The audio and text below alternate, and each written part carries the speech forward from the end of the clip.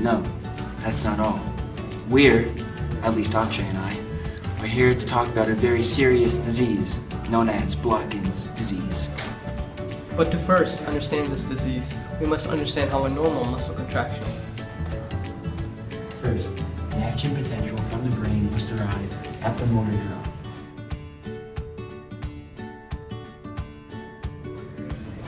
This causes the release of the acetylcholine in the synaptic terminal.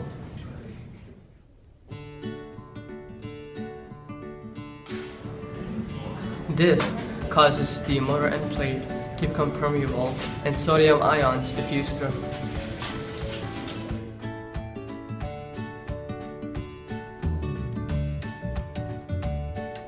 Action potential spreads across the sarcolemma.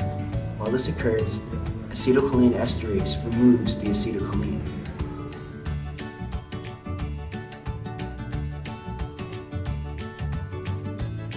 This is a sacrament.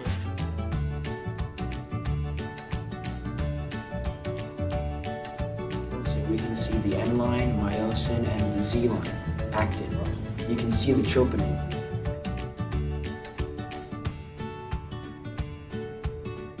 Now the influx of calcium ions binds with troponin, and the active site is exposed to the myosin head.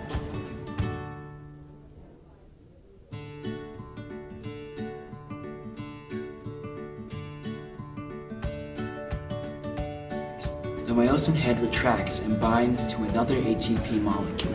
After binding, it splits this ATP molecule and captures the released energy.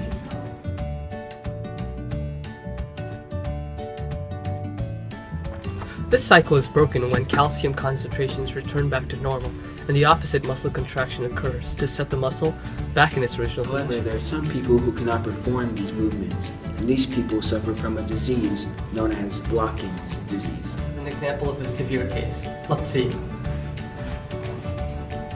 Why you hitting yourself? Why you hitting yourself? Why you hitting yourself? Dumb. Who has Blokkin's disease has a problem in their active sites. Let's take a closer look, shall we? This person's body does not react to the calcium ions released to the troponin.